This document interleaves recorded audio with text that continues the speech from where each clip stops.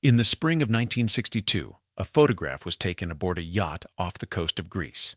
In it, Lee Radziwill sits at the edge of a group that includes her sister, her husband, and Aristotle Onassis. She is perfectly dressed. Her posture is correct. She is smiling, and she is, unmistakably, at the edge of the frame. Not because the photographer placed her there, but because the composition seems to have arranged itself that way, as it so often did, with Lee slightly outside the center of whatever room, deck, or moment she occupied. She had, by any external measure, achieved everything her world said mattered: a European title, a wealthy husband. Entree into the highest circles of post-war aristocracy on two continents, homes in London, in the English countryside, eventually in New York and Paris. She was photographed by the best photographers, dressed by the best designers, and invited to the tables where decisions, at least social ones, were made. And yet the photograph keeps pulling the eye toward that slight displacement. Not absence, she is entirely present. Something else. The look of a person who has arranged everything correctly and is still waiting for it to feel like enough. This is not a story about failure in any simple sense. Lee Radziwill was not ruined. She was not disgraced. She lived to 85, in comfort, in style, surrounded for much of her life by people who called themselves her intimates. But a life can be lived completely within the terms the world offers, and those terms can still leave something unanswered. Lee's life is a record of exactly that: what it cost, what it quietly consumed, and what, in the end, it left behind. Caroline Lee Bouvier was born on March 3, 1933, in New York City, the second daughter of John Vernou Bouvier III and Janet Lee Bouvier. She arrived into a family that had already organized itself around a first child. Jacqueline, born 4 years earlier, had already claimed something in the household, not through intention, not through cruelty, but through the simple arithmetic of birth order and temperament. By the time Lee was old enough to understand the dynamics of a room, she was already reading them from a particular position, slightly behind, slightly to the right, watching how her sister moved through spaces that seemed to expand for her. The Bouvier were a family in the business of appearing wealthier than they were. John Bouvier, known as Black Jack, a nickname that captured both his dark complexion and his appetite for risk, it was a stockbroker whose finances lurched between recovery and collapse throughout the 1930s. The 1929 crash had damaged him badly, and the years that followed were marked by the specific anxiety of a family maintaining the performance of a social position that the bank statements no longer fully supported. The girls grew up in apartments and summer houses that signaled prosperity, attended by a father who was charming, handsome, and chronically unreliable, and a mother whose own social ambitions were considerable and whose emotional temperature ran cold. What this produced in Jacqueline was a kind of self-containment, an early, carefully developed interior life that would serve her well in public. What it produced in Lee was something different: an acute sensitivity to where she stood in relation to others, a finely calibrated awareness of approval and its withdrawal. She was, by most accounts, the more openly emotional of the two sisters, the one more visibly affected by her father's absences and her mother's corrections. Where Jackie learned early to keep still, Lee learned early to watch. The Bouvier marriage ended in divorce in 1940 when Lee was 7. It was a sufficiently scandalous event for the social world they moved in, and Janet Bouvier handled it with the same determined forward motion she applied to everything. In 1942, she married Hugh Dudley Auchincloss II, a wealthy stockbroker of considerably more stable finances and considerably less personal magnetism than Black Jack Bouvier. The family moved to Marywood, the Auchincloss estate in Virginia, and then divided time between there and Hammersmith Farm in Newport, Rhode Island. By the measures Lee's world used, this was an improvement. Larger houses, more reliable money. A stepfather who was decent, if distant, but the reorganization of the family also reorganized the girls' positions within it. Jackie, older and already formed, moved through the transition with her characteristic composure. Lee, still young enough to be shaped by the new household, found herself now also navigating a stepfamily. Auchincloss had children from previous marriages, with the particular alertness of a child who has learned that arrangements can change without warning. She became, in this period, exceptionally good at reading what was wanted from her. It was a skill that would serve her in drawing rooms for decades. It was not, in the long run, a comfortable way to live. The sisters were sent to Miss Porter's school in Farmington, Connecticut, the appropriate school for girls of their social position. Jackie preceded Lee there, as she preceded her almost everywhere. The school's alumni network, its particular culture of restrained accomplishment, its insistence on a certain kind of feminine preparation for a certain kind of life. All of this was already familiar territory by the time Lee arrived, because Jackie had already moved through it. Teachers who had taught Jackie now taught Lee. The comparison was not always spoken, but it was present. What Lee was in these years was genuinely striking. She was considered by many who knew her to be, in purely visual terms, the more beautiful of the two sisters. A finer-boned face, a particular elegance of bearing that she developed early and maintained throughout her life. She was also creative, interested in design and aesthetics in ways that were not, in the early 1950s, considered serious pursuits for young women of her background. She had opinions about how things looked, about color and proportion and the arrangement of rooms that were more developed than her age and education would suggest. These were noted as charming qualities. They were not, in the world she was being prepared for, considered qualifications for anything. After Miss Porter's, Lee briefly attended Sarah Lawrence College, but left without completing a degree. This was not, in the social world she moved in, a significant deviation. The education of girls like Lee was not primarily academic in its orientation. It was social. It was about preparation for marriage, for the management of households, for the cultivation of relationships that would matter later. Lee understood this perfectly. She had been studying it her entire life. In 1950, before she left Sarah Lawrence, Lee traveled to Europe with Jackie. It was her first extended time on the continent, and something in it caught in her permanently.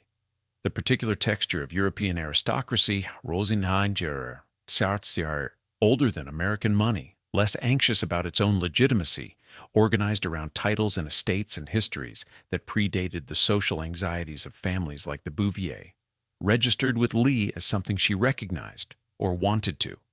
She and Jackie wrote about the trip in a small, privately printed book called One Special Summer, illustrated with their own drawings. It is a light document, affectionate and young, and it preserves something of Lee before the years of effort and management settled over her. Curious, responsive, genuinely delighted by what she was seeing. But even in that lightness, the shape of things was forming. Europe had offered a glimpse of a world organized differently, one in which the social position Lee wanted might be acquired not through the slow accumulation of American credentials, but through marriage into something older and more absolute. She filed this away. She would return to it. Back in New York, she worked briefly for Diana Vreeland at Harper's Bazaar, answering correspondence, absorbing the atmosphere of a world organized entirely around appearance and its orchestration. It suited something in her. It also showed her something about the distance between the people who created that world and the people who were its subjects, and which category, in the eyes of the women who ran those rooms, she was still assumed to occupy. She was 20 years old. She was already tired of her position, and she had already begun, quietly, to look for a way out of it. In the spring of 1953, Lee Bouvier married Michael Temple Canfield at a quiet ceremony that received a fraction of the social attention that would accompany her sister's wedding to John F. Kennedy 5 months later. The sequencing was not accidental. Jackie's engagement had been announced first, and the calendar of the Bouvier-Auchincloss social world organized itself accordingly. Lee's wedding came before, but it arrived in the shadow of the larger event already being planned, already being discussed at the tables that mattered. This was the atmosphere in which her first marriage began. Michael Canfield was, on the surface, an appropriate choice. He was handsome, socially fluent, well-connected in the publishing world. He worked at Harper & Brothers and moved comfortably through the circles Lee wanted access to. He was also believed at the time of their marriage to be the illegitimate son of the Duke of Kent, a rumor that was never confirmed but that added a particular shimmer to his social profile, and that Lee was certainly aware of. Whether the rumor was true mattered less than what it represented. The suggestion of European blood, of aristocratic lineage, of something older and weightier than the American social ladder she had been climbing her entire life. What Canfield was not, with any reliability, was stable. His finances were modest and remained so. His drinking, which was manageable in the early years of the marriage, became less so as time passed. He was charming in the way that people who have learned early to substitute charm for substance are charming, effectively and at a cost that accumulates slowly. Lee had grown up with a father whose magnetism and unreliability were inseparable, and there was something in Canfield that she must have recognized, even if the recognition came later than it should have. The couple settled initially in New York and traveled in the social circles that Lee's connections and Canfield's publishing world made available. They were a good-looking pair, and they were invited places. But the marriage did not have the ballast Lee had been seeking. Canfield could not provide entry into the European aristocracy she had glimpsed on that early trip with Jackie. He could not provide the title that would distinguish her position from her sister's. And he could not, as it became clear, provide the emotional steadiness that Lee, who had grown up in a household of managed surfaces and unspoken instabilities, had perhaps not consciously identified as something she needed, but that her life had made her acutely sensitive to the absence of. By the mid-1950s, the marriage was in difficulty. Lee had begun spending significant time in Europe, particularly in London, where the social world she was drawn to was more immediately accessible. It was in London that she encountered Stanisław Albrecht Radziwill, known as Stas, a Polish prince whose title was genuine, whose wealth was considerable, and whose marriage to his second wife was, by the time Lee met him, effectively finished. Stas was 17 years older than Lee. He was heavy-set, not conventionally attractive, a man who had lost his country and his family's estates to the Second World War, and had rebuilt himself in London business circles with a practicality that bordered on the ruthless. He was also crucially titled Prince Radziwill. The name was real. The lineage was documented. This was not rumor or suggestion. The relationship between Lee and Stas developed while Lee was still married to Canfield, a fact that was managed rather than concealed in the social world they moved in, where such arrangements were not uncommon and were treated with a discretion that amounted to collective amnesia. Lee divorced Canfield in 1959. The process was handled with the same careful management that characterized most of the significant events in Lee's life, minimizing exposure, controlling the available narrative, ensuring that the social cost was as limited as possible. What Canfield was left with is harder to document. He remarried eventually and continued his publishing career. But the years after the marriage showed a man whose trajectory had not benefited from the association. He had been, in some sense, a way station, useful for a particular period of Lee's life, positioned between her Bouvier childhood and the European life she was constructing. He does not appear with any frequency in the accounts Lee gave in later years of her own history. The divorce from Canfield and the almost immediate marriage to Radziwill in 1959 contained within it a logic that Lee understood very well. She was acquiring something specific, a title that would travel, that would open doors in the European aristocratic world she had been studying since that first trip to the continent in 1950. That would place her, in the hierarchies she cared about, in a position that her birth and her sister's marriage could not quite reach. Princess Radziwill. The words had weight. They had history.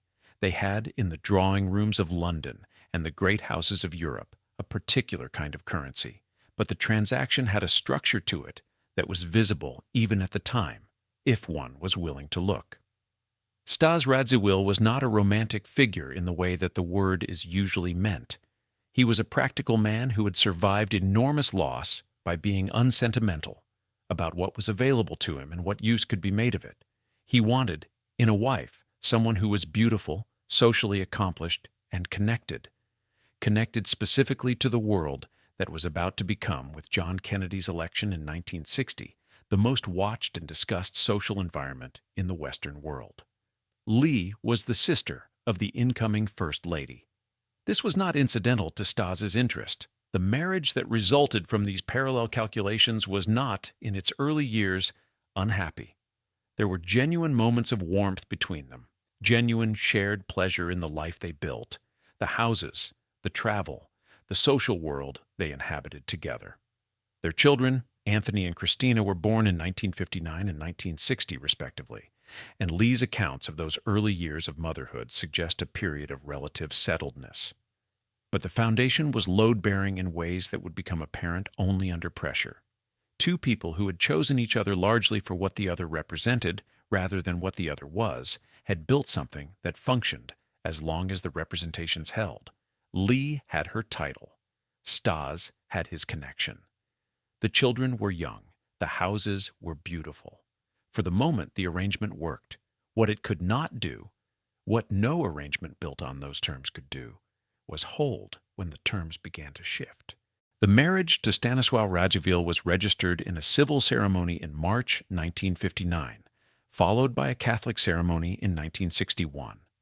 The second required because Lee's divorce from Canfield had initially complicated the church's recognition of the union. The effort involved in securing that second ceremony, the negotiations with church authorities, the specific documentation required to establish that her previous marriage had been, in ecclesiastical terms, something other than fully valid. All of it speaks to how seriously Lee took the legitimacy of what she was acquiring. A civil marriage could be dismissed. A church marriage, with its full apparatus of recognition, meant the title was real in every register that mattered to the world she wanted to inhabit. She was Princess Radziwill now. The name appeared in newspapers, in social columns, on invitation lists. When she traveled as a princess. When she was seated at dinners, and she was seated at the best dinners in London, in Rome, in New York, the name preceded her. It announced something. It placed her in the hierarchical grammar of the European social world at a level that her Bouvier birth and her Auchincloss stepfamily connections had always approximated but never quite reached. What the title also did almost immediately was clarify the terms of her position in relation to her sister. Jackie had become First Lady of the United States in January 1961. The title was not inherited, not purchased, not the product of negotiation. It arrived through her husband's election, and it carried with it a global visibility that no European princedom could match in 1961. But Lee had something Jackie did not: an old name, a documented lineage, entry into a world of aristocratic legitimacy that American politics, however powerful, could not simply purchase. These were different kinds of currency, and Lee and Jackie both understood this, though neither said so directly in any record that survives. The early years of the Radziwill marriage were organized around a life of considerable material comfort. Stas had rebuilt his finances through London property development, and the money, while not unlimited, was sufficient for the life they constructed. They maintained a house in Buckinghamshire, Turville Grange, a property of genuine beauty that Lee furnished and arranged with the aesthetic attention she had been developing since childhood. She was, by multiple accounts of people who visited, extraordinarily good at this. The rooms at Turville Grange had a quality that went beyond the merely expensive. They were composed, considered, specific to her sensibility, in ways that distinguished them from the interiors of simply wealthy people. Guests noticed. The right guests noticed. In London, they kept a house in Buckingham Place. They traveled to the south of France, to Italy, to Greece. The children, Anthony, born in 1959, and Christina, born in 1960, were cared for in the manner of their class, which meant a degree of professional care that created, from the beginning, a certain organized distance between Lee and the daily texture of her children's lives. This was not unusual in their world. It was, in fact, the expected arrangement. The expectation did not make it without consequence. Stas moved through this life with the pragmatic contentment of a man who had lost everything once and had rebuilt it on terms he understood. He was social, engaged in his business interests, comfortable in the role of husband to a beautiful and well-connected woman. He was also, by the accounts of those who knew him well, not a man given to emotional expressiveness. He did not offer the kind of intimate attention, the sustained interest in a person's inner life, that the architecture of Lee's childhood had left her acutely sensitive to wanting. She had grown up with a father who was alternately dazzling and absent, and a mother whose attention was conditional and appraising. She had married the first time a man whose charm masked an essential unavailability. She had now married a man who was present, stable, reliable in his way, and emotionally elsewhere. The specific texture of their private life is difficult to document, as it is with most marriages of their kind and period. What can be documented is behavior. The long periods Lee spent traveling separately from Stas, The social engagements she attended without him, the deepening of friendships with Truman Capote, with Rudolf Nureyev, with various figures from the arts world that suggested a person constructing an emotional life somewhat outside the marriage. These were not secret arrangements. In the world they moved in, they were simply how things were. In 1961, the Radzywills visited Washington for John Kennedy's inauguration. The visit marked something. Lee's first extended experience of her sister in the full projection of the First Lady role. Jackie in the White House was Jackie operating at the apex of whatever she was going to be, and Lee's proximity to it, invited, included, photographed alongside, was simultaneously privileged and clarifying. She was welcome in that world precisely because of her relation to its center.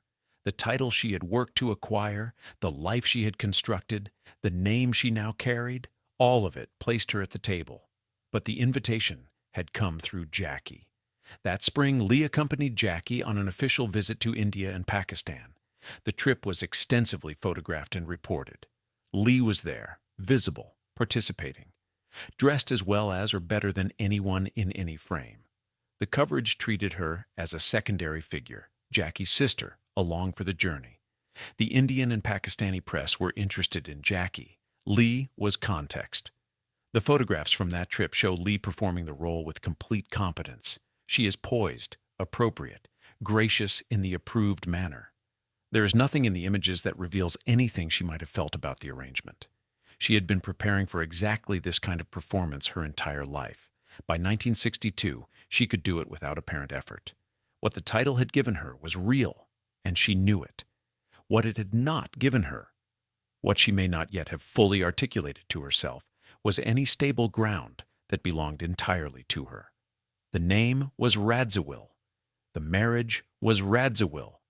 The houses were furnished by her hand, but held in a life that depended on the continuation of an arrangement she had not built from feeling. The arrangement continued, the ground stayed where it was, but it had never from the beginning been entirely solid. In the autumn of 1961, Cecil Beaton photographed Lee Radziwill in London. The resulting images are among the most formally beautiful ever taken of her. Composed, luminous, precise in the way that Beaton's best work was precise. Every element of light and posture and expression deliberated into something that looks effortless. Lee was 28. She was at the peak of whatever physical beauty she would possess, and Beaton, who was not given to empty flattery, considered her among the most visually compelling women he had photographed. The images were published. They were admired. And then, within weeks, the conversation moved on. Back to Jackie, back to the White House, back to the woman whose image was, by late 1961, among the most reproduced in the world. This was the rhythm of Lee's life in the Kennedy years, and it established itself with a thoroughness that left little room for variation. Jackie had entered a role that consumed all available light. The First Lady of the United States in the early 1960s was not merely a political spouse. She was a cultural phenomenon, a figure around whom a particular fantasy of American elegance and intelligence and youth had organized itself with unusual intensity. The press coverage was global. The interest was insatiable. And Lee, who was present in that world, who traveled in it, who was photographed within it, existed in its orbit in a way that gave her visibility and simultaneously defined the terms of that visibility. She was always Jackie's sister. The phrase appeared in virtually every piece of journalism that mentioned her name. It was not inaccurate. It was not malicious. It was simply the organizing fact of how the world had chosen to understand her, and it arrived in print so consistently across so many years that it became something she had to decide, consciously or not, how to carry. In the spring of 1962, Lee joined Jackie aboard Aristotle Onassis's yacht, the Christina, for a cruise through the Greek islands. The trip was private, or as private as anything involving the First Lady of the United States could be in 1962, which was not very. Onassis was already a figure of considerable fascination, a self-made shipping magnate of Greek origin, whose wealth was of a different order than the inherited or professionally accumulated money Lee and Jackie had grown up around.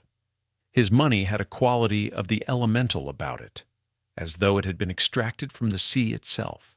He collected powerful people with the same appetite he applied to everything, and he had been collecting the Bouvier sisters, in his particular way, for some time.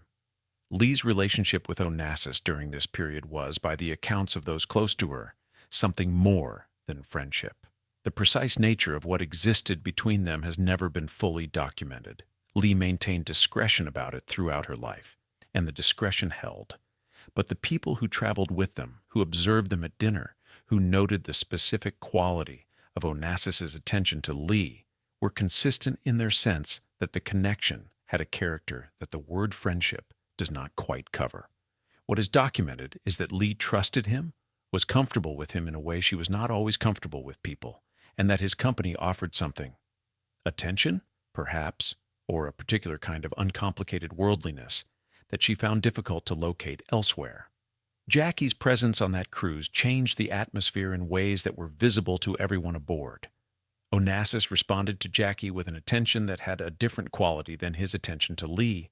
This was noted. It was not discussed. The cruise continued, the photographs were taken, the Greek light fell on everyone equally, and Lee sat at the edge of the frame and understood something that she would spend the next several years not quite saying. Back in London, the rhythm of the Radziwill household continued.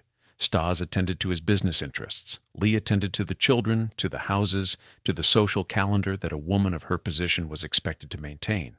She also, during this period, began cultivating more seriously the friendships that would define her social world for the next decade. Truman Capote had entered her life in the early 1960s, introduced through overlapping social circles, and the friendship developed quickly into something of unusual intimacy. Capote was drawn to beautiful, socially elevated women with complicated inner lives.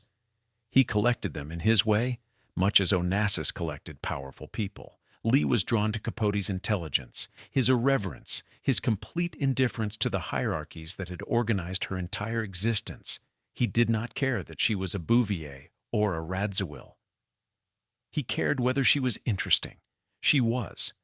Capote also, crucially, saw Lee rather than the reflection. He was not interested in her as Jackie's sister, or as a princess, or as a social artifact. He was interested in her specifically. Her wit, which was genuine and often sharp, her aesthetic sensibility, her capacity for friendship that went deeper than the managed surfaces of her public presentation. The friendship would eventually become complicated in ways neither of them could have predicted in those early years. But in the early 1960s, it gave Lee something she was finding increasingly scarce, the experience of being seen as a person rather than as a position. In November 1963, John Kennedy was assassinated in Dallas. The days that followed remade Jackie's position in ways that no one had prepared for and no social script could accommodate. Jackie became something beyond First Lady, a figure of global grief, a widow whose composure under unimaginable circumstances was watched by hundreds of millions of people. Lee flew to Washington immediately and remained close to Jackie throughout those days. Her presence was genuine, her grief for her brother-in-law real, her protectiveness of her sister during those weeks documented by everyone who was there. But the assassination also did something to the dynamic between the sisters that is harder to name. Jackie, already the more visible, became now the more mythologized, elevated into a category that transcended the social world they had both been navigating. The distance between them, which had always been present, which had always been managed with the particular care of two people who understood each other very well and trod carefully around what they understood, became after Dallas a different kind of distance. Lee remained. She continued to appear at Jackie's side, to travel with her, to be included. The photographs continued. The caption continued to read, as it always had, one way or another, Jackie Kennedy and her sister. Sometime in 1963, Lee Radziwill wrote a letter to Aristotle Onassis. The letter, which has been referenced in several accounts of the period, though never published in full, asked Onassis to consider marrying her. The precise wording is not available. What is available is the fact of it, that Lee, still married to Stas Radziwill, wrote to a man she had been close to for several years and put into words something that the social world they moved in would have required her to leave unspoken. The letter was not answered in the way she had hoped. Onassis did not, at that point, move toward marriage with Lee. He moved, in the years that followed, toward Jackie. The sequence of events between that letter and Onassis's marriage to Jackie Kennedy in October 1968 has been documented extensively from multiple angles by multiple people who were present in various capacities. What has been documented less carefully is what the sequence looked like from Lee's position, not as background to the main story, but as its own experience, unfolding in real time, with a specific weight that the historical record tends to minimize because it was not the story that the world was watching. Lee had known Onassis longer than Jackie had, in the particular sense that matters. The sense of sustained private familiarity that develops between two people who have spent real time together outside the performance of their public roles. She had been on his yacht. She had been in his company in Athens, in Paris, in the specific atmosphere of his world, which was unlike any other world she had moved through. Stateless, oceanic, organized around appetites rather than proprieties, indifferent to the social hierarchies that had structured Lee's entire existence. In that world, she had not been a Bouvier or a Radziwill. She had been, for stretches of time, simply herself. This was not a common experience for her. After the Kennedy assassination in November 1963, Onassis moved closer to Jackie. His attentions, previously distributed across a wide social field, began to concentrate.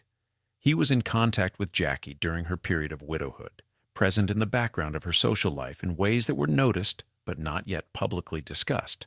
Lee, who understood Onassis's patterns of attention better than most people, would have recognized what was happening before it became visible to anyone outside their immediate circle. What she did during this period is not extensively documented, which is itself a form of documentation. She did not make public statements. She did not distance herself from Jackie. She continued to appear alongside her sister at social events, to be photographed with her, to maintain the surface of sisterly closeness that both women had always carefully tended. Whatever she felt about the direction of Onassis's attention, she managed it privately, which was consistent with how she had managed most of the significant emotional experiences of her adult life. By 1967, the relationship between Onassis and Jackie was no longer a private matter. The press had found it, and the coverage had the breathless quality of a story that seemed to combine, in one narrative, grief and wealth and glamour and betrayal in proportions the tabloid world found irresistible. Lee's name appeared in some of this coverage as context, as backstory, as the sister who had known Onassis first. The framing was not unkind exactly. It was simply indifferent to the specific experience of being the person in that position. In October 1968, Aristotle Onassis and Jacqueline Kennedy were married on the Greek island of Skorpios. Lee was present at the wedding. She attended, stood where she was placed, was photographed. The images show her composed, correctly dressed, performing the required attendance with the competence she had spent a lifetime developing. What the images do not show, and what no account from that day fully captures, is what it cost to be there. To have written a letter 5 years earlier that went unanswered in the way she had hoped, and to stand now on a Greek island and watch the answer arrive in a form she had not chosen. She had reportedly asked Onassis, in exchange for her blessing of the marriage, her active assistance in smoothing certain social and logistical complications that her relationship with both parties created, for specific material provisions. 3 strings of pearls, a number of other gifts, a financial arrangement of some kind. The accounts vary in their details. What they agree on is the structure of it. Lee negotiating terms, converting a private loss into a transaction, applying to an emotional situation the same management strategies she had applied to every difficult situation her world had offered her. It was practical. It was coherent with everything she had been taught about how things worked. It was also, in its way, a portrait of what was available to her. Onassis's marriage to Jackie changed the texture of Lee's relationship with both of them in ways that could not be fully controlled or managed. Her access to Onassis, the particular quality of attention he had given her, the specific atmosphere of his company, was now organized around his marriage to her sister. When she visited Skorpios, she was a guest in a household that had been assembled partly from materials that had once been hers. When she saw Onassis in Paris or in New York, the meeting occurred in a context that had been fundamentally rearranged. Her marriage to Stas Radziwill, already under strain by the late 1960s, did not benefit from any of this. Stas had his own awareness of the Onassis situation, and whatever private understanding he and Lee had arrived at about the terms of their marriage, the years between 1963 and 1968, had not been years of deepening.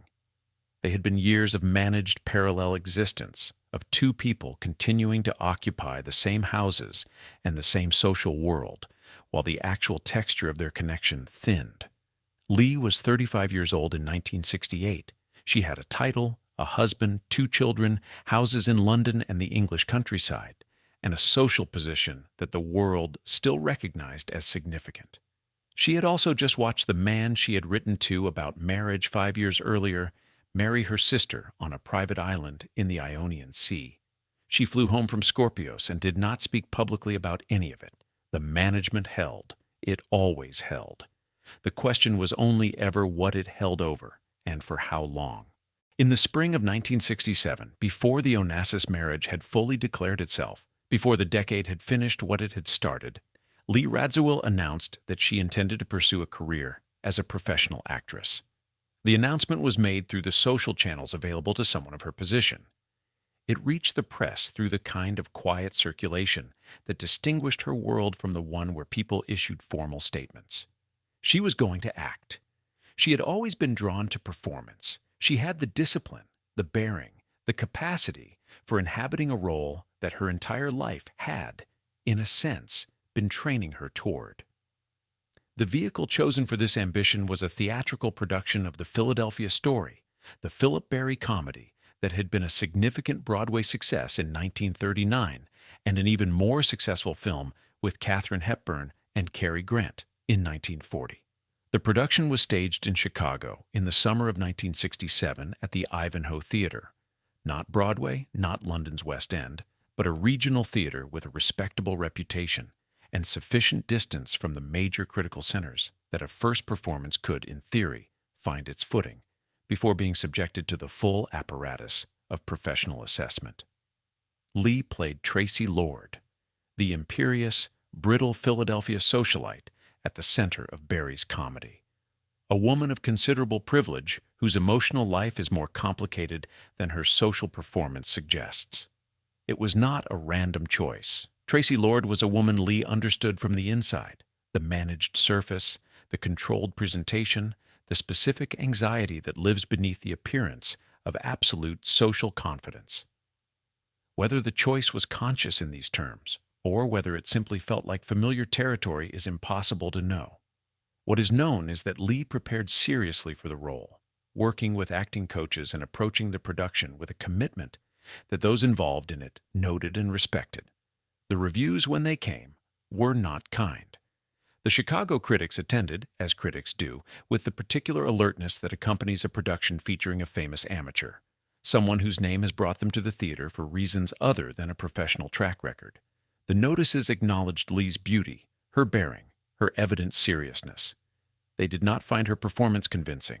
The consensus, stated with varying degrees of gentleness, was that she was a woman playing a role rather than becoming one.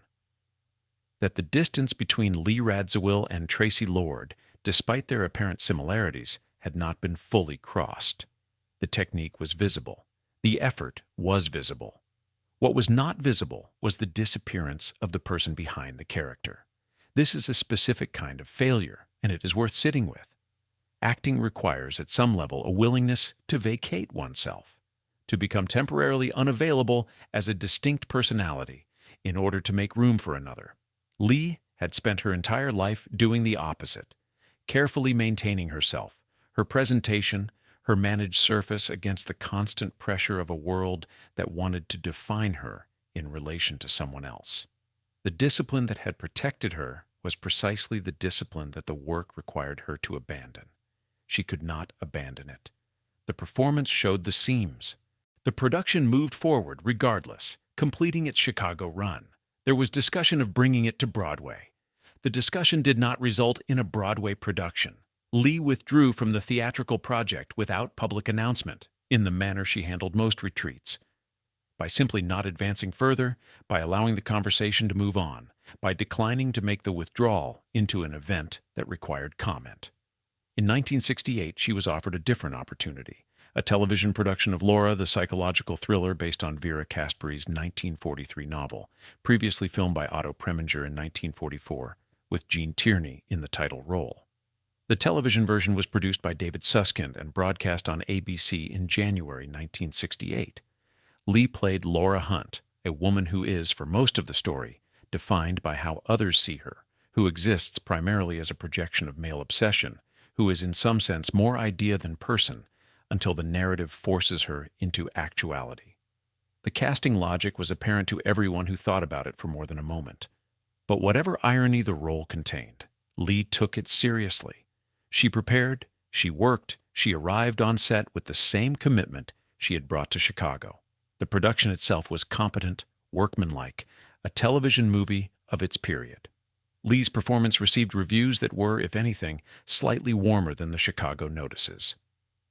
She was described as adequate, as watchable, as handling the role with a composure that suited certain scenes and fell short in others.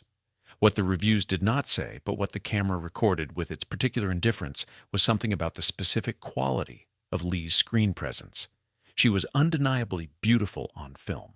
She moved well, spoke well, wore the clothes with the ease of someone who had been wearing exceptional clothes her entire life.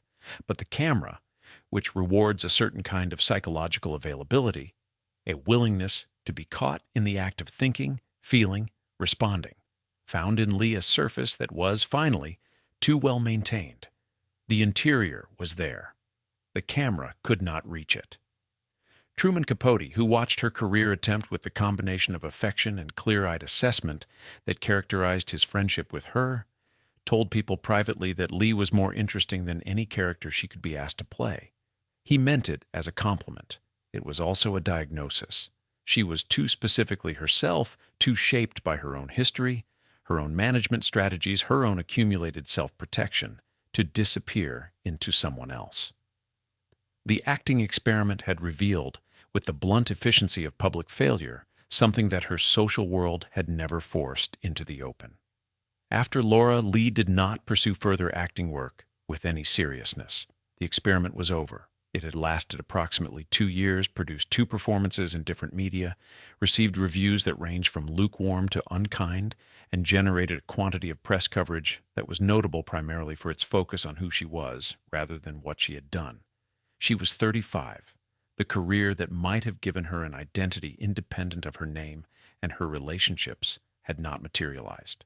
What remained was what had always been there: the social world, the houses, the title, the sister, and the question of what, exactly, she was going to do with all of it.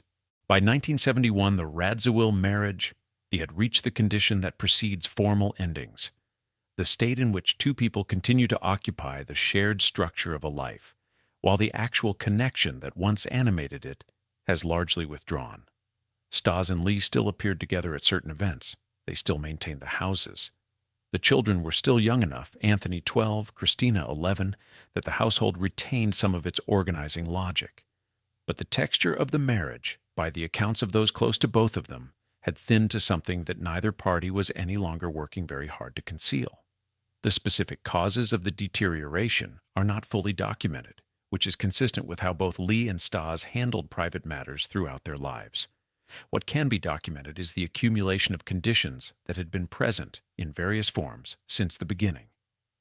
Stas's emotional unavailability, Lee's deepening investment in friendships and pursuits that existed outside the marriage, the years of parallel social existence, of managed surfaces maintained for an audience that neither of them fully trusted. The Onassis situation, which had required Lee to absorb a significant private loss without public acknowledgement, and which had left something in her relationship with Stas that the word resentment does not quite cover. Something more like a permanent awareness of what the arrangement had cost and what it had failed to protect her from. Stas's health had also begun to deteriorate. He had suffered a heart attack in the late 1960s, and the recovery, while sufficient to return him to his business and social life, had changed the physical reality of the marriage in ways that added another layer of management to an already managed arrangement. He was older than Lee by 17 years. The age difference, which had carried a different weight in 1959 when she was 26 and he was 43, had by 1971 become a more present fact, visible in his health, in his energy, in the specific quality of the life they could realistically share going forward. Lee filed for divorce in 1974. The proceedings were handled with the discretion that both parties preferred in the manner of their world. Lawyers, arrangements, the careful division of a shared life into its component parts. The houses, the contents, the financial provisions, the custody arrangements for Anthony and Christina. All of it was negotiated and settled without the kind of public exposure that the names involved might otherwise have generated. Stas agreed to the terms. He was not a man who fought visible battles when quiet settlement was available. The divorce was finalized in 1974. What followed it arrived quickly and without the preparation that a longer interval might have allowed. Stanisław Radziwill died of a heart attack in June 1976. He was 60 years old. The death came less than 2 years after the formal end of the marriage, and it arrived at a moment when the relationship between them had not yet had time to settle into whatever form post-marriage contact might have taken. There had been no extended period of separated but present. There had been divorce, and then death, and the two events were close enough together that they blurred into a single experience of loss, complicated by the specific texture of what was being lost, which was not a marriage that had been good, but a marriage that had been real, that had produced children and houses and a name and 17 years of shared existence. Lee was left at 41 without the title that had defined her public identity for 15 years.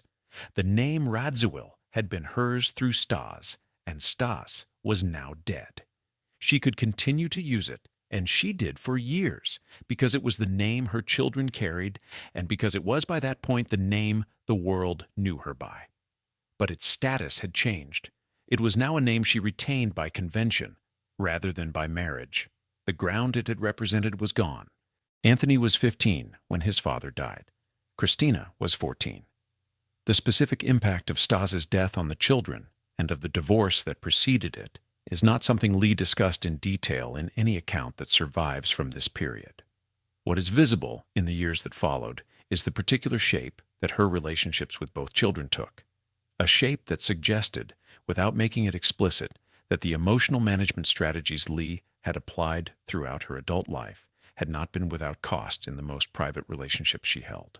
She moved through the immediate aftermath of Stas's death with the composure that was her most reliable instrument.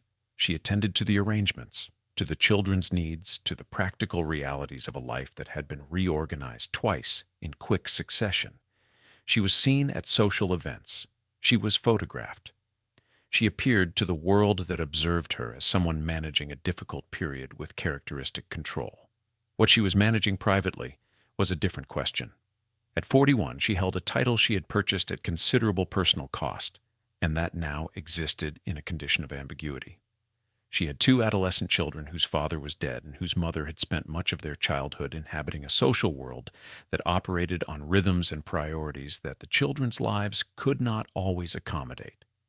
She had a career experiment that had ended without producing a career. She had the friendship of Truman Capote, which was genuine and sustaining and which carried within it already the seeds of a complication that had not yet fully declared itself. And she had, increasingly, New York. London had been Stas's city in the sense that it was where his business was, where his contacts were, where the specific social world of the Radziwill marriage had been centered. With Stas gone, Lee's relationship to London loosened. She began spending more time in New York, in the social world that her sister's presence and her own connections made available.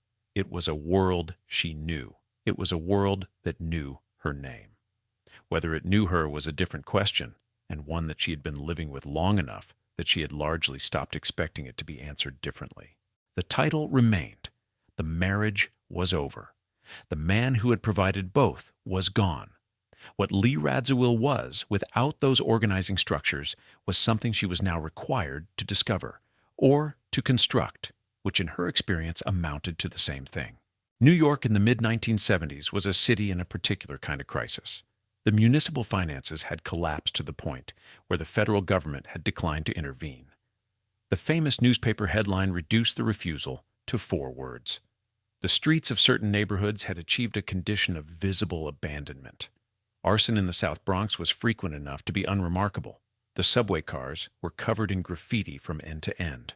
Crime statistics climbed through the decade with the steady persistence of a tide that no available policy seemed capable of turning.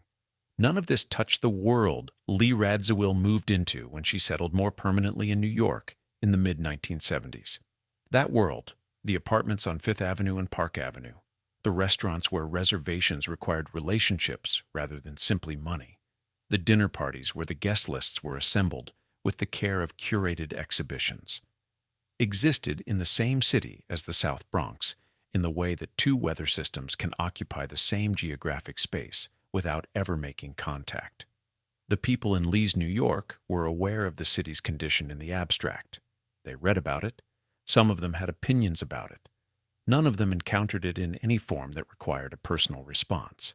Lee took an apartment and began the work of assembling a life in a city that was, in its upper registers, organized around exactly the kind of social performance she had been trained for since childhood. New York society in the 1970s had a particular character, looser than the European aristocracy she had navigated as a Radziwill, more permeable than the Washington world organized around Jackie's position, but no less hierarchical for any of that. The hierarchies were simply organized around different currencies. Money, certainly, but also visibility, cultural association, the specific cachet of being seen with the right people at the right moments. These were currencies Lee understood. She moved through the social world with the ease of long practice, attending the openings, the dinners, the benefit galas that structured the calendar of her particular stratum. She was still, at 41 and then 42, and then 43, a striking presence. The bone structure and bearing that had made Cecil Beaton want to photograph her had not diminished, and she dressed with the same considered attention to effect that she had always brought to her appearance. She was invited, she was seated well, she was photographed. But something in the texture of her New York life in this period had a quality of improvisation that her European years had not quite had. In London, the role had been defined. She was Princess Radziwill, wife of Stas, sister of the First Lady, occupant of a specific position in a specific social world with specific expectations attached to it. In New York in the late 1970s, the role was less defined. She was Lee Radziwill. The name still carried, the history was still present, but the organizing structures that had given the name its weight were gone. Stas was dead. Jackie was no longer First Lady. The Kennedy years were a decade behind everyone. Lee was present in the social world, recognizable and recognized, but the precise nature of what she represented had become less fixed. She attempted during this period several different configurations of a professional life. Interior design was the most sustained of these. She had a genuine talent for it, documented by the houses she had furnished throughout her marriage, and it was a field in which her aesthetic sensibility and her social connections were both directly applicable. She took on clients, worked on apartments and houses, brought to the work the same considered attention she had always given to the environments she inhabited. The work received genuine praise from the people she worked for, and from those who saw the results. But interior design, as a professional identity, existed in a complicated relationship with the social world Lee occupied. Her clients were people she knew, or people connected to people she knew. The work was embedded in the network of relationships that constituted her social life, which meant that the professional was never fully separate from the personal, that the boundaries between friend and client and social acquaintance were permeable in ways that made the career both possible and unstable. When relationships shifted, as they always did, the professional consequences were immediate. Truman Capote was, throughout this period, the most constant presence in Lee's New York life. The friendship had deepened through the 1960s and had survived the various complications of both their lives. By the mid-1970s, Capote was at a particular and precarious point in his own trajectory. Celebrated, overexposed, drinking heavily, working on the novel he called his masterpiece, and producing it in fragments that he published in magazines before the whole was finished.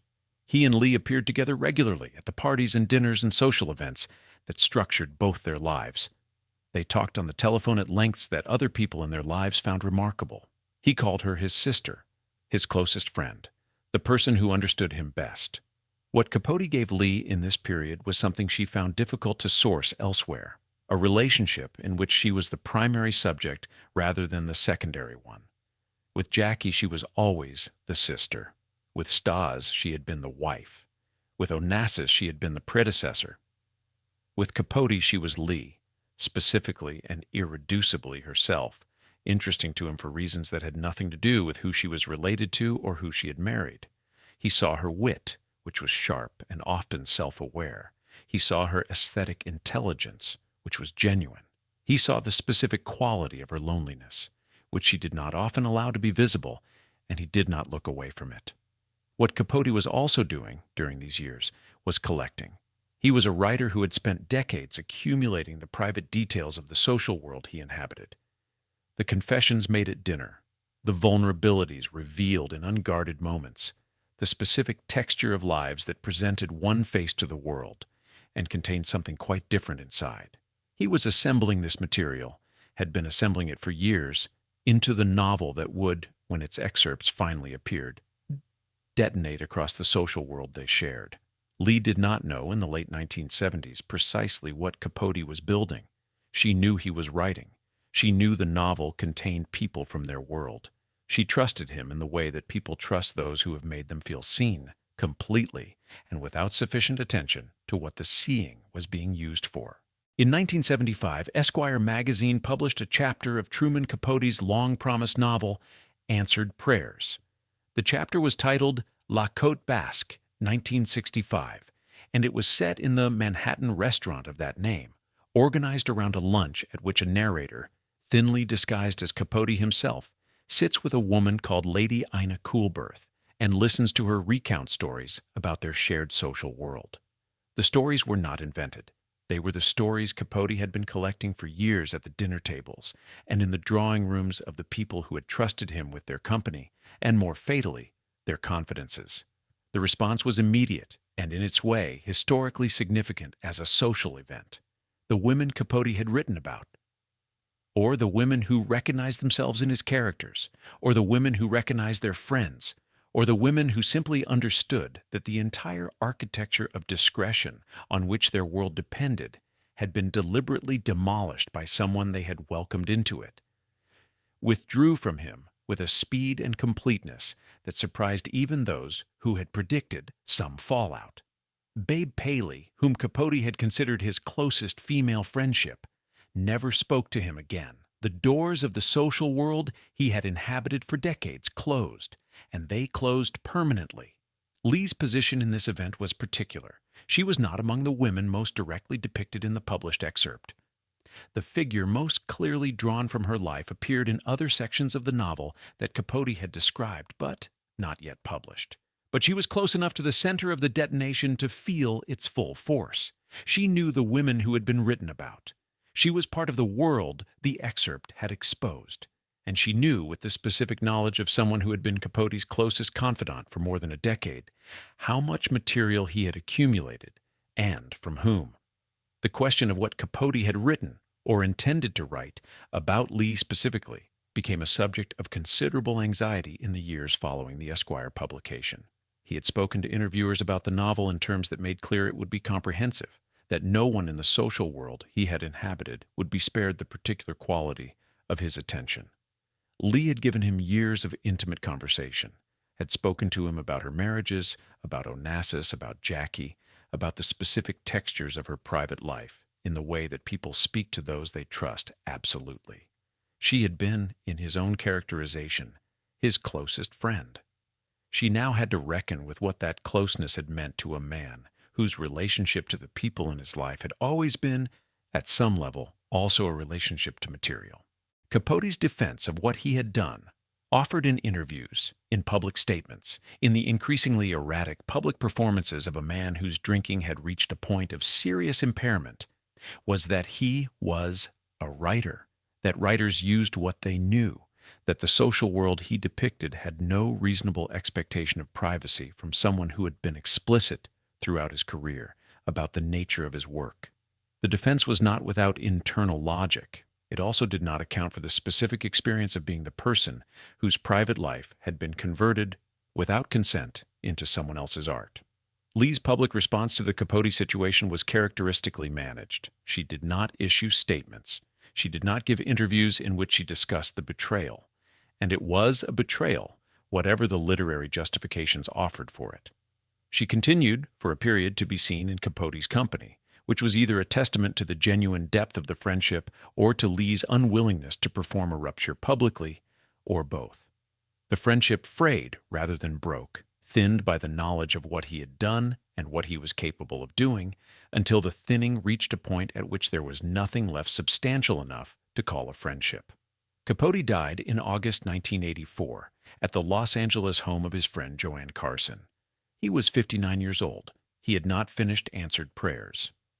The chapters that existed were published posthumously, assembled from what he had completed and what he had described completing. Whether the sections involving Lee most directly were among those he wrote in full, or whether they existed only in outline, is a question the published record does not definitively answer. What the Capote episode left in Lee's life was something she did not discuss directly, but that was visible in the adjustments she made afterward. She became, in the years following the Esquire publication, more careful about intimacy, less willing to extend the particular quality of trust that she had extended to Capote, more attentive to the uses to which closeness could be put. This was a reasonable response. It was also a loss of a specific kind, because the willingness to be known, genuinely known, rather than performed at, had been one of the things the Capote friendship had offered her, that she had found almost nowhere else. She was in her mid-40s now. The social world she moved in had contracted somewhat. Not dramatically, not in ways that were publicly visible, but in the specific way that social worlds contract when the relationships that anchor them begin to shift or dissolve. Capote was gone, effectively, from her life. Jackie was present, but at a distance organized by the specific nature of their relationship, close in the way that only sisters with their history could be close, and remote in the way that only sisters with their history could be remote. The interior design work continued, but without the anchoring friendship that had given the New York years their particular texture. The decade ahead had a quality of increasing solitude that the social calendar could not entirely mask. She appeared at events. She was photographed. The name still carried. What it was increasingly carrying by the early 1980s was a life whose defining relationships had either ended, transformed into something more complicated, or revealed themselves to have been built on foundations she had not examined closely enough at the time of building. The question of what came next was not one that her world offered obvious answers to. It had never been particularly good at that kind of question. It had offered structures, roles, names, positions, titles. What it had not offered, and what Lee was now, in her mid-40s, most in need of, was something that none of those structures had quite managed to provide. Anthony Radziwill was born in August 1959, the first child of Lee and Stanisław Radziwill, delivered into a marriage that was still in its early configuration, still performing the optimism that new arrangements carry before the actual texture of daily life begins to assert itself. Christina followed in 1960. The children arrived quickly, as children did in their world, and were absorbed into the household structure that Lee and Stas maintained. Nurses, governesses, the organized care of a domestic staff sufficient to manage a large house and its inhabitants. This was not neglect in any meaningful sense. It was the standard arrangement of their class, the accepted distribution of responsibility between parents and professional caregivers that the wealthy had practiced for generations and that their world did not interrogate. What it meant in practice was that Lee's relationship with her children developed within a particular set of conditions. She was present in their lives in the way that mothers of her class and period were present, at meals, at certain structured moments of the day, at the social occasions where children were displayed and then returned to their caregivers. She was also frequently absent in the way that her social world and her marriage to Stas required, traveling, attending, maintaining the presence in the various cities and houses that constituted the Radziwill life. The children grew up understanding that their mother was a person who moved through a world larger than the household, a world that made demands that the household had to accommodate. The divorce in 1974 and Stas's death in 1976 reorganized the family structure at a moment when Anthony was 15 and Christina 14, old enough to understand what had happened, young enough to still be significantly shaped by it. The loss of their father, coming so close to the formal dissolution of the marriage, gave the children a particular experience of instability in the primary structures of their lives. Lee managed the aftermath with the composure she applied to most crises, but composure in this context was not the same as availability. She was holding herself together, which left a variable quantity of herself available to help her children hold together as well. Anthony grew into a young man of considerable personal quality. Intelligent, warm, possessed of a directness that had not been especially cultivated by his upbringing, but that had developed in him nonetheless. He built a career in television journalism, working as a producer, developing professional relationships based on his own abilities rather than on his family name. He married Carol DeFalco in 1994, a marriage that those who knew them described as genuinely close. Two people who had found in each other something that worked in the daily unglamorous sense that the word working implies. In 1993, Anthony was diagnosed with testicular cancer. He was 33 years old. The diagnosis arrived into a life that was, by the standards of what his childhood had prepared him for, considerably more grounded than his mother's. He had built something real, a career, a marriage, a daily life in New York that was not organized around performance or position. The cancer interrupted this with the particular brutality of serious illness, which does not negotiate with the structures people have built or the plans they have made.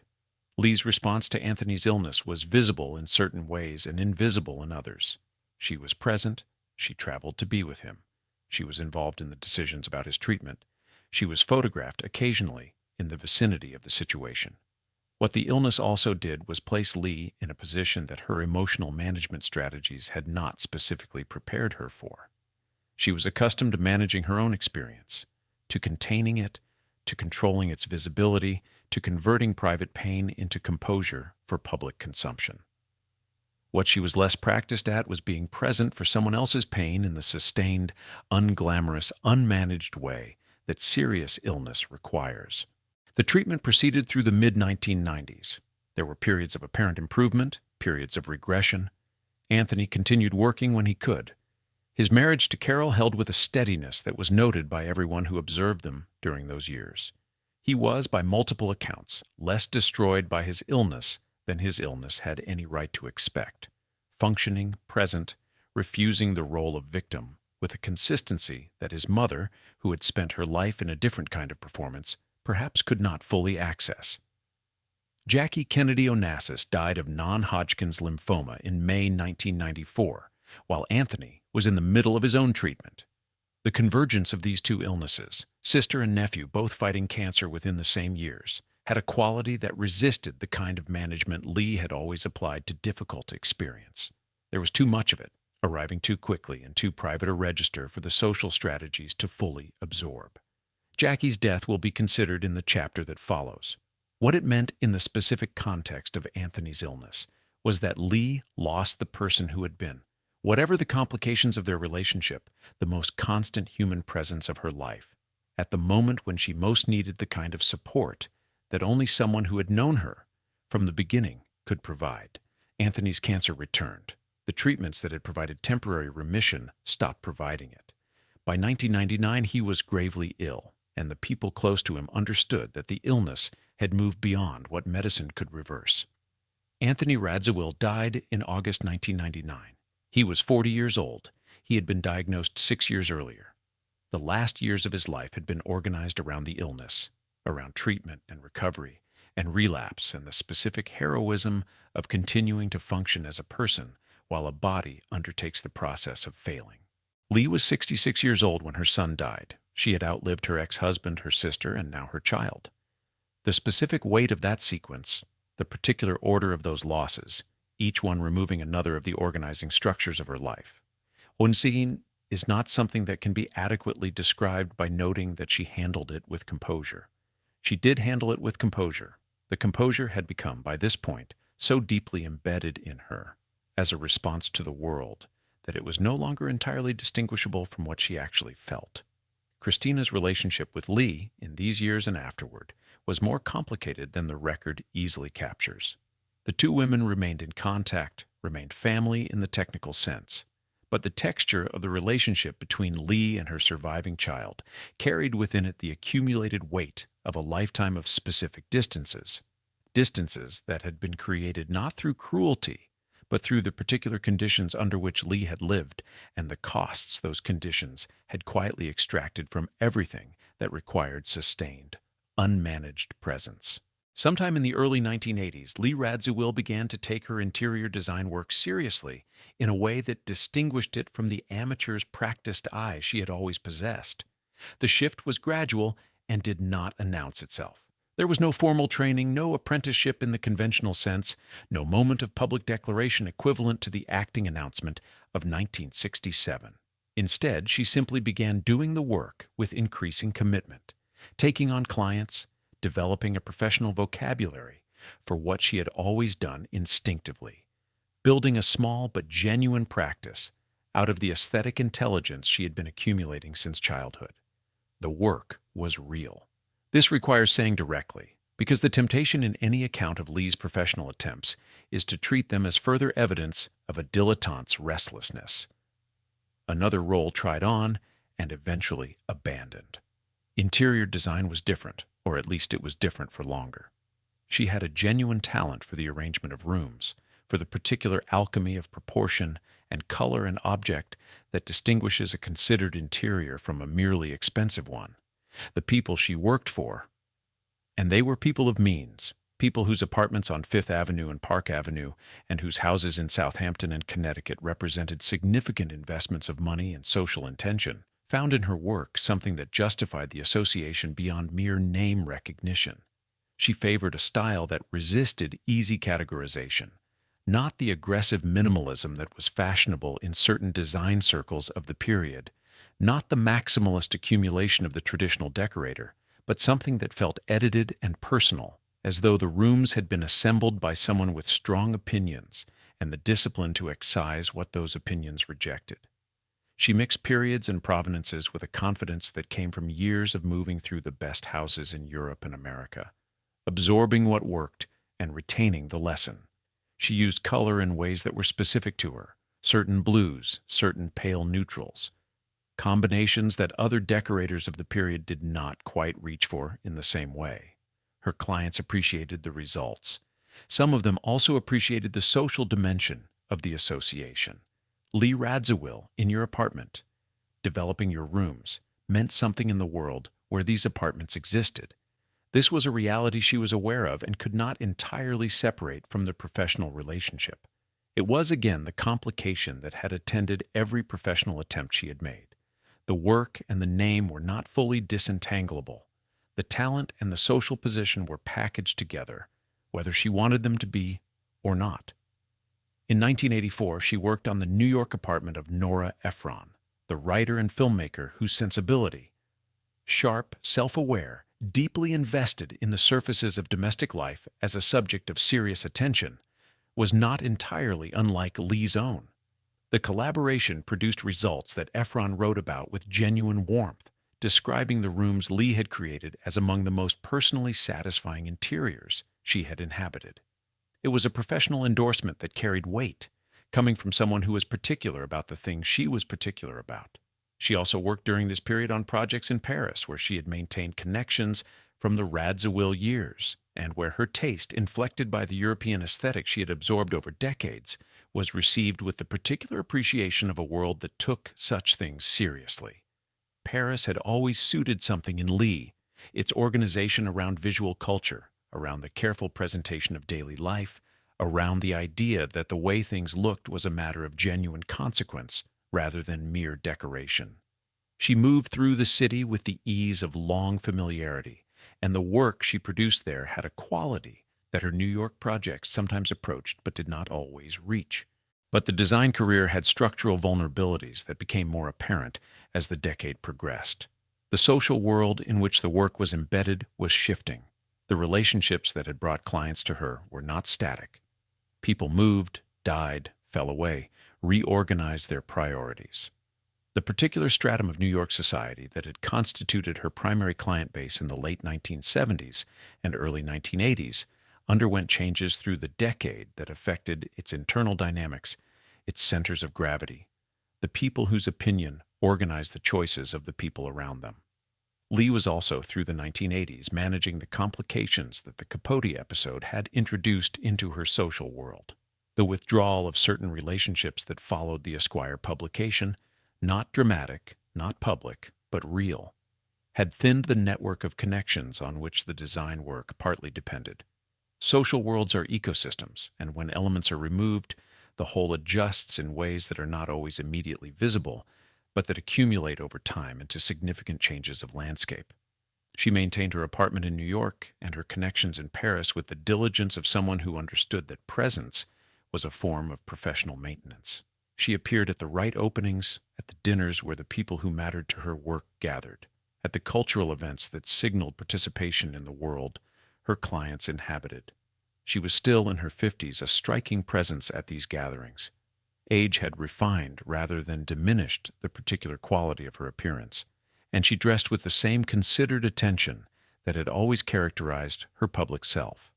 The work continued through the late 1980s into the early 1990s, sustained by her genuine ability and by the name that still opened doors in the world she operated in. But it was increasingly a practice maintained by effort rather than momentum, requiring more management, more careful tending of relationships, more active work of the kind that a younger practitioner builds naturally through the accumulation of new contacts and opportunities. What the decorating years produced in the end was a body of work that was genuinely good and genuinely underestimated, treated too often as a socialite's hobby rather than as the sustained expression of a real aesthetic intelligence. The rooms Lee made were better than that characterization allows. They were the work of someone who had spent a lifetime looking at beautiful things with serious attention, and who had developed, through that attention, the ability to make beautiful things herself. That this was not sufficient to constitute, in the world's estimation, a career of consequence, that it remained subsidiary to the name, to the sister, to the marriages, was not a judgment the work itself invited. It was a judgment the world had already made, and that no quantity of well-composed rooms was going to reverse. On the afternoon of May 19, 1994, Jacqueline Kennedy Onassis died in her apartment at 1040 Fifth Avenue in New York City. She was 64 years old. The cause was non-Hodgkin's lymphoma, diagnosed only a few months earlier, in January of that year. The speed of it, diagnosis to death in less than 5 months, had a quality that those close to her described as both merciful and shocking. The illness moving with an efficiency that allowed almost no time for the kind of prolonged anticipation that a slower decline would have imposed. Lee was with Jackie in the final days. She was among the small group of family and close friends present at the apartment on Fifth Avenue as Jackie's condition deteriorated through mid-May. The specific texture of those days, what passed between the sisters, what was said or not said, what was resolved or left unresolved in the particular way that things between people with their history are left, belongs to a register of experience that Lee never made available to the public record. She gave no interviews about it. She wrote nothing that has been published. The discretion held, as it had always held, over the things that mattered most. The public response to Jackie's death was of a scale and intensity that surprised even those who had understood, intellectually, the dimensions of her public significance. The crowd that gathered outside 1040 Fifth Avenue in the hours after the announcement was thousands of people strong. The coverage was global. The obituaries ran to lengths that required days of newspaper space to accommodate. She was mourned in a way that very few private individuals, because she had, in her post-White House years, constructed a recognizably private life, are mourned in public. Lee's public statement was brief and carefully composed. She described Jackie as her closest friend as well as her sister, and said that she had lost the one person who had been with her from the beginning of everything. The statement was genuine in its grief, and it was also characteristically controlled. The emotion present but contained, offered to the public in a form that had been considered before it was released. What the statement could not contain, and what no statement could have contained, was the specific nature of what Lee had lost. The relationship between Lee and Jackie had been for 60 years the organizing axis of Lee's existence.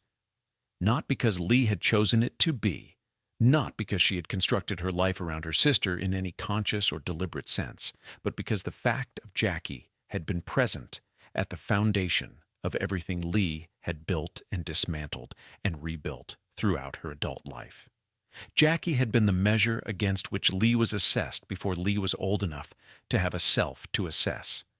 Jackie had been the presence in relation to which Lee's social position, her marriages, her professional attempts, her public identity had all been understood by the world and, inescapably, by Lee herself. To lose that, to lose the person who had been simultaneously the source of the central wound and the only other person who fully understood the wound's specific geography, was to enter a kind of aloneness that the word loneliness does not adequately describe. It was structural. It was like losing the wall against which you have been pressing all your life and discovering, when the wall is gone, that the pressing was also a form of holding yourself up. In the months following Jackie's death, Lee's movement through the world had a quality that people who observed her during this period described in similar terms: a looseness, an uncertainty of direction that her habitual composure usually masked, but that grief had made briefly visible. She was seen at fewer social events. She traveled to Paris, to places she had known in the European years, with the specific restlessness of a person who is not sure what they are traveling toward. The estate proceedings that followed Jackie's death were themselves a kind of reckoning with what the relationship had contained. Jackie's will distributed her assets, the apartment, the considerable art collection, the financial holdings assembled through the Onassis marriage, and her own subsequent career as a book editor. Among her children, John and Caroline, with specific bequests to others. Lee received from Jackie's estate a quantity of personal items, jewelry, objects of shared family history, things that carried meaning within the specific vocabulary of their relationship. The financial provisions were modest in relation to the scale of what Jackie had left. This was noted in certain quarters with a raised eyebrow. Lee had never had the kind of financial independence that might have insulated her from the question of what Jackie's death meant practically as well as emotionally. Her income from the design work was real, but not substantial. The Radziwill settlement had provided something, but not enough to constitute permanent security at the level of life she maintained. Jackie's estate could have provided for Lee in ways that would have changed the material conditions of her remaining years. It did not. Whether this reflected something deliberate in Jackie's intentions, some accounting of a lifetime of complicated sisterhood, some assessment of what Lee was owed and what she was not, is not something the public record resolves. Jackie left no explanations, as the dead do not. Lee made no public comment on the provisions of the will, as she made no public comment on most of the things that mattered to her. In 1995, the year after Jackie's death, Lee sold her Paris apartment, a place she had maintained for years, filled with objects assembled over decades of living in and around the French capital, organized with the aesthetic attention she brought to every space she inhabited. The sale was practical, the product of a financial recalculation that the changed circumstances of her life required. It was also the relinquishing of something that had been for a long time the most specifically hers of all the spaces she had occupied. Not a marital home, not a family house, but a place assembled according to her own preferences and maintained on her own terms. She was 61 years old. Her son Anthony was 2 years into his cancer diagnosis. Her sister was gone. The Paris apartment was sold. The organized world of relationships and spaces and names that had constituted her existence for 4 decades had been, in the space of a few years, substantially dismantled. What remained was New York, and the question of what New York could hold. For a woman of 61, without the sister, without the son who was still fighting but visibly diminishing, without the Paris rooms, without the title in any living sense, was a question the city offered no particular help in answering. Sometime in the mid-1990s, Lee Radziwill began working on a memoir. The project was discussed with publishers, represented by an agent, and described in the press in terms that suggested a book of genuine substance was forthcoming.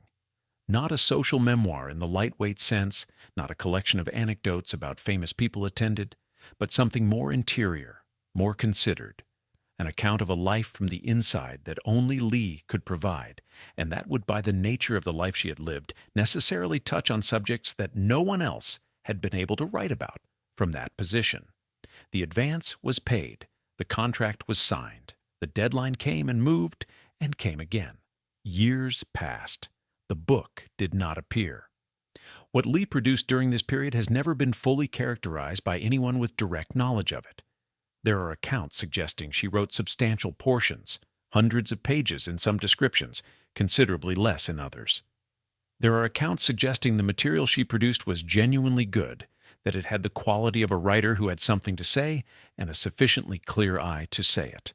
There are also accounts suggesting the opposite, that the material was frustratingly vague, that Lee approached the central subjects of her life with the same management strategies she had applied to them in public, that the memoir kept arriving at the edges of the things that mattered and declining to enter. Both accounts may be true simultaneously. A person who has spent 60 years maintaining a carefully controlled surface does not simply abandon that control when confronted with a blank page. The habits of management are not suspended by the act of sitting down to write. They are present in every sentence, shaping what is approached and what is avoided, what is rendered and what is indicated, and then moved away from. Lee knew where the important things were. She had been navigating around them with considerable skill for her entire adult life. The subjects that a genuine memoir would have required her to address were not small ones.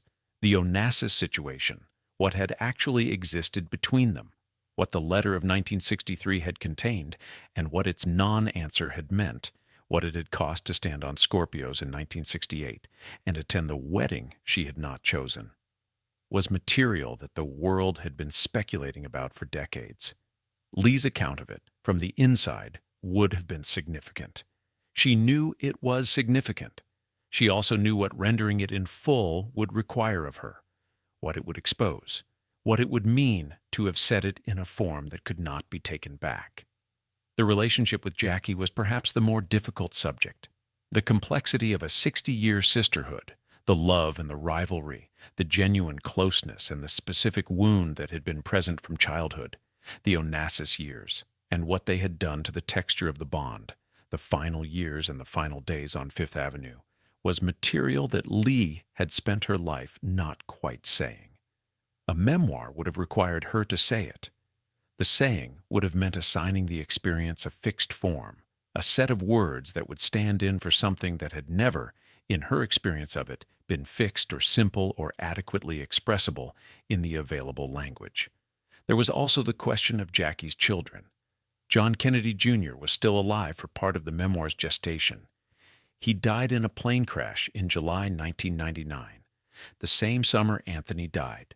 The same summer that compressed loss arrived in Lee's life with an efficiency that autumn follows summer. Caroline Kennedy was alive, protective of her mother's legacy with the consistency of someone who had made that protection a central organizing principle of her public life. A memoir that dealt honestly with Jackie would inevitably become a document that Caroline would read. Lee was aware of this. It shaped, one can reasonably conclude, what she allowed herself to write. The memoir's failure to materialize was handled by Lee's representatives in the manner of most publishing disappointments involving significant names, with a minimum of public explanation, with the suggestion that the project was ongoing rather than abandoned, with the gradual replacement of concrete deadlines by vague indications of continued work. Publishers waited, editors were patient, the book continued not to arrive. By the early 2000s, the memoir had effectively ceased to be discussed as an imminent project and had settled into a category of things that were understood by those who paid attention to such things to be unlikely to appear. Lee had not announced its abandonment. She had simply stopped discussing its arrival. The silence had a different quality than the silence that accompanies active work. What would have been in the memoir? What Lee knew, what she had witnessed, what she had felt about the things she had witnessed, remained in the only place it had always been, inside a person who had spent her life deciding, with considerable deliberation, what to make available and what to keep. The decision to keep, in the end, was consistent with everything else. It was the most Lee decision possible. In 2001, she published a small book of a different kind, a collection of photographs and recollections about her friendship with Rudolf Nureyev, the Russian ballet dancer with whom she had been close from the late 1960s until his death from AIDS in 1993. The book was modest in its ambitions, personal in its register, organized around photographs rather than sustained prose narrative. It was received warmly by those who read it and largely ignored by those who did not, which was most people. It was, in its smallness, its sideways approach to the material of her life, its preference for images over explanation, a characteristic document. Lee at her most revealing was always Lee at her most oblique. The memoir advance was eventually returned. The contract was dissolved. The pages Lee had written, whatever they contained, however many there were, whatever they had approached and declined to enter, were not submitted for publication and have not appeared in any form since. They remain, if they remain at all, in whatever condition private papers achieve when the person who produced them is gone. Unread by the public that would have found them significant, unavailable to the record that their existence would have altered, present only as the shape of an absence, the outline of something that was almost said and then was not. The world did not get Lee Radziwill's account of her own life. It got, instead, what it had always gotten: the surface, carefully maintained, and the question of what the surface covered, permanently open. In 2013, Lee Radziwill listed her New York apartment for sale. The apartment was on Park Avenue, and it was, by any measure, a significant object. Not merely a residence, but an accumulated argument about how a life should look, assembled over decades of serious aesthetic attention and furnished with the kind of considered specificity that distinguished Lee's interiors from those of people who simply had money and spent it. The rooms contained objects gathered from the European years, from the Paris apartment she had sold in 1995, from the various houses of the Radziwill marriage that had been dispersed across the years since Stas's death. They contained, in the aggregate, the physical residue of a life organized around the conviction that the way things looked was a matter of genuine consequence. The listing price was substantial. The apartment sold. The contents were dispersed, some to auction, some to private sale, some to the specific destinations that objects find when the person who assembled them is no longer able or willing to keep them gathered. Christie's handled portions of the sale, which meant the objects entered the public record in the way that auction things do, cataloged, estimated, bid upon, assigned a price that the market determined, and that had no necessary relationship to what the objects had meant in the context Lee had created for them. The auction catalog was, in its way, a document of the life, a Maison Jansen commode. A pair of Louis XVI fauteuils, photographs by Beaton, by Avedon, by other photographers who had documented the world Lee had moved through, objects that had sat on tables in the London houses, on shelves in the Paris apartment, in rooms that guests had admired and that Lee had assembled with the attention of someone for whom this kind of assembly was not decoration, but a form of meaning-making. The catalog described the objects in the neutral language of auction, provenance, condition, estimate, and the neutral language was adequate to what the objects were worth in market terms, and entirely inadequate to what they had been. Lee was 80 years old in 2013, or approaching it. The decision to sell was presented, in the limited public discussion it received, as a practical matter. The downsizing that age and changed circumstances make reasonable the shedding of spaces and objects that a person of advanced years no longer needs to maintain. This was true as far as it went. It did not go very far. The apartment on Park Avenue was not simply a large residence that had become impractical. It was the last of the major physical structures Lee had built around herself, the last assembled space that belonged entirely to her own vision, that had been created according to her own preferences without the organizing requirements of a marriage or a family or a professional relationship. To sell it was to relinquish not just a residence, but an argument. The argument Lee had been making through every house and apartment and room she had furnished since the Turville Grange years in England was that a person's interior world could be expressed and sustained through the careful organization of physical space.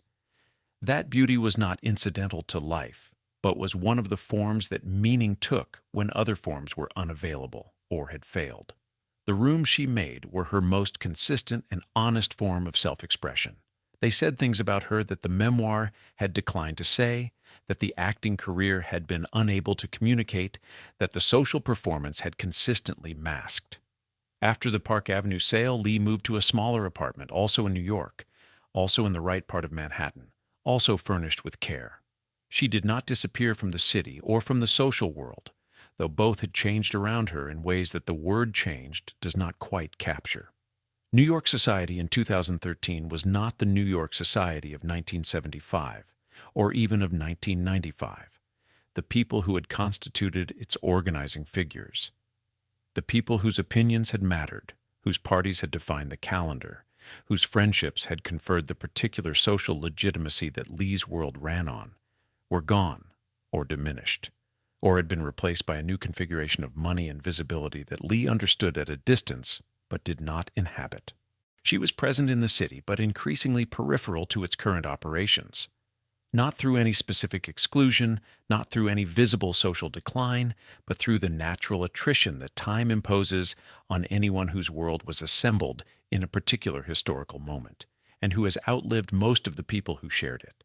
The dinners she attended were smaller. The guest lists contained fewer names she had known for decades. The social world had not rejected her. It had simply continued without her, as social worlds do, generating new hierarchies and new centers of gravity that her history gave her no particular claim to. Her relationship with Christina during these years was present, but strained in ways that the public record does not detail. Christina had built her own life, a career, relationships, a daily existence in New York that was not organized around the social world her mother inhabited.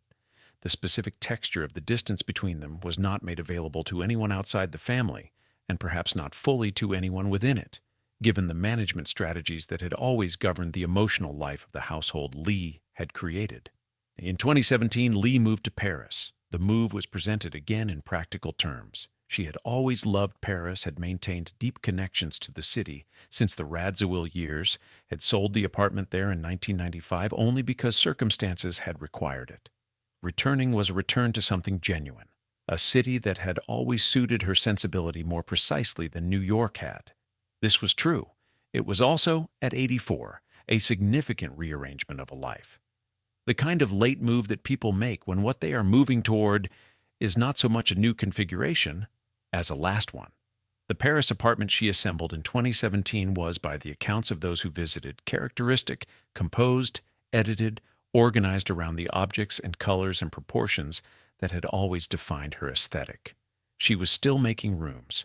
She was still, at 84, bringing to the arrangement of physical space the attention that had been, across all the other attempts and failures and losses of her life, the most consistently available form of expression she possessed. The rooms were beautiful. There was no one by then whose opinion of them constituted the kind of confirmation she had been seeking, in one form or another, since childhood. The rooms were beautiful anyway. She made them that way. And then she lived in them, in the last city she had chosen, in the last space she would assemble, in the particular silence of a life that had arrived, finally, at its last arrangement. Lee Radziwill died on February 15, 2019, in her apartment in New York. She had returned from Paris sometime in the preceding months. The final move of a life that had involved a great many moves, each one carrying the residue of what had been left behind in the place before. She was 85 years old. The cause of death was not specified in the initial announcements, and the announcements themselves were brief. A statement from her daughter Christina, a confirmation from a family representative, the kind of spare public communication that Lee had always preferred when preference was available. The obituaries appeared within hours in the major newspapers on both sides of the Atlantic, and they were substantial, lengthy, detailed, organized with the care, that publications reserved for figures whose lives touched the significant events and people of their era. The New York Times ran a piece of considerable length. The Washington Post, the London papers, the French press, all of them produced accounts that assembled the available facts of Lee's life into coherent narratives of who she had been and what she had done. Every one of them mentioned Jackie Kennedy within the first two sentences. This was not malicious. It was not even by the standards of biographical journalism inaccurate. Jackie had been a central fact of Lee's existence, and any honest account of that existence had to acknowledge it. But the consistency with which every obituary organized itself around this fact had to reach for Jackie's name before it could properly begin to describe Lee, was itself a document of something. It was the final formal version of an arrangement that had been in place since Lee was 4 years old. Standing slightly behind her sister in the grammar of every room they entered together. The title she had spent her life acquiring and maintaining had, by 2019, no operative legal standing in any of the countries where it had once carried weight. Poland had abolished its aristocratic titles after the Second World War, and the Radziwill name, while historically significant, conferred no formal status in the contemporary world. Lee had continued to use it for 60 years. It was the name her children carried, the name the world knew her by, the name that appeared on invitations and in newspapers and on the spines of the auction catalogs that had itemized the contents of her Park Avenue apartment. But the title it represented, Princess Radziwill, the designation she had worked to acquire in 1959, had secured through ecclesiastical negotiation in 1961, had maintained through divorce and widowhood and the passage of decades, was, in any concrete sense, a name she had been carrying alone for a long time. Christina issued a statement that was warm and brief and that spoke of her mother with the specific quality of love that contains, within it, things that are not being said. It was a statement that a person writes when they are genuinely grieving, and also when the relationship being grieved was not simple, when the love was real and the complications were also real, and when the public statement is not the place to address the distance between those two facts. The memorial service was held in New York, at a church appropriate to the name and the social world Lee had inhabited. It was attended by people from the various chapters of her life. Figures from the design world, from the social world, from the residual network of relationships that had survived the attritions of the decades. It was not a large gathering. The social world that would have filled a church for Lee Radziwill in 1975, or 1985, or even 1995, had been reduced by time and death and the natural contraction of a life that had outlasted most of its organizing relationships. The people who came were the people who were left.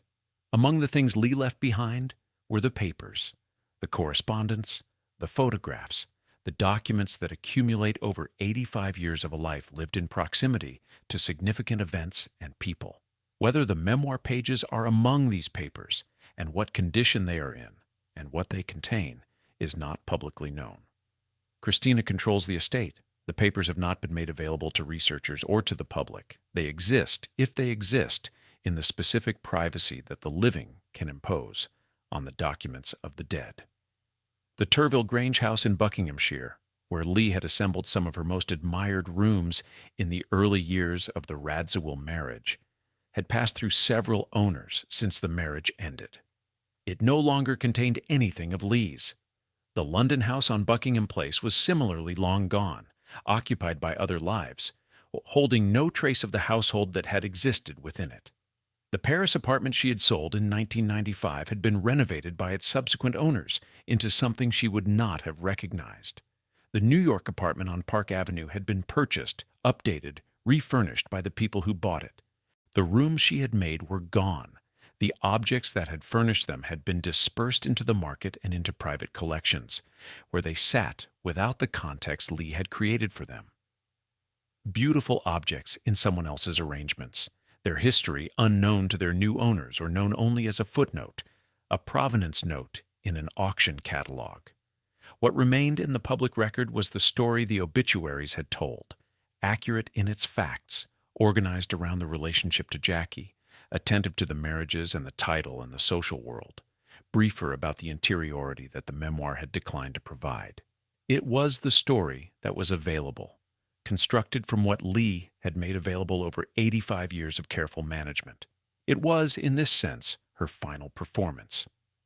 The public version of a life, assembled from the materials she had chosen to release, the questions the obituaries did not answer, what the letter to Onassis had actually said, what the memoir had approached and then retreated from, what passed between the sisters in the apartment on Fifth Avenue in May 1994, what Lee had understood about her own life that she had never allowed into language, remained where they had always been, unanswered, unrecorded, present only as the specific shape of what was not said in a life organized from the beginning around the distance between what was felt and what was made available to the world outside.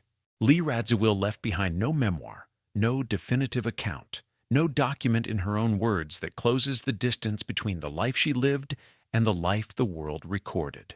What exists is the public version, assembled from photographs, from social columns, from the accounts of people who knew her at various distances, from the obituaries that reached for Jackie's name before they could begin to describe her own. She was, by every external measure, a woman who had everything her world said mattered. The title, the houses, the rooms she made, which were genuinely beautiful, the name that opened every door she approached, the proximity to power and glamour and the defining events of the 20th century's social history. She was present at the table, in the photograph, on the yacht, in the church.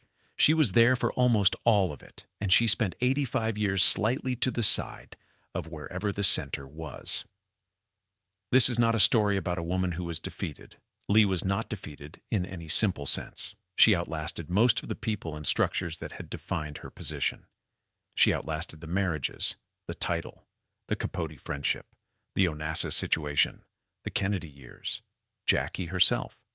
She was still making rooms in Paris at 84, still bringing to the arrangement of physical space the same serious attention she had brought to it, since she was a young woman absorbing the interiors of the best houses in Europe. The work did not leave her. She did not leave the work. But something in the architecture of her life resists resolution. The memoir pages sit somewhere in whatever condition private papers achieve, containing whatever Lee allowed herself to write before the management instincts took over, and she declined to go further. The letter to Onassis has never been published in full. The final weeks with Jackie on Fifth Avenue belong entirely to a register of experience that Lee chose, consistently and until the end, to keep private. The nature of the distance between Lee and Christina, real, present, shaped by decades of specific conditions, is not a matter of public record. What the record does show is a woman who was given, at birth, a position adjacent to greatness, not at its center, but close enough to feel the pull of it throughout her life, who spent 60 years acquiring the titles and relationships and social positions that her world offered as compensation for that adjacency, who found, consistently, that the compensation was real and insufficient simultaneously, who made beautiful things in the spaces available to her and was told consistently that the spaces were the interesting part. The name Radziwill, which she carried for 60 years and which had no legal standing at the time of her death, was the title of a country that no longer existed in the form that had produced it. She had purchased entry into a world that the 20th century had already begun to dismantle at the time of purchase. The aristocracy she had married into, the European social order she had worked to join, was by 2019 a set of historical references rather than a functioning hierarchy. The currency she had spent her life accumulating had, over the same period, quietly ceased to be legal tender. What is left, finally, is the question she never answered, the question the memoir would have addressed if the memoir had been finished, if the management had relaxed enough to allow the words through. Whether the life she built was the life she wanted, or the life that was available, or whether, by the end, she had ceased to distinguish between those two things. Ha! The photograph from the yacht in 1962 still exists. Lee at the edge of the frame, correctly dressed, smiling, slightly displaced from the center of whatever is happening. She looks entirely composed. She looks entirely present. She looks like someone who knows exactly where she is standing, and has known for a very long time, and has decided that knowing is enough. Whether it was, that remains unanswered, as perhaps it should.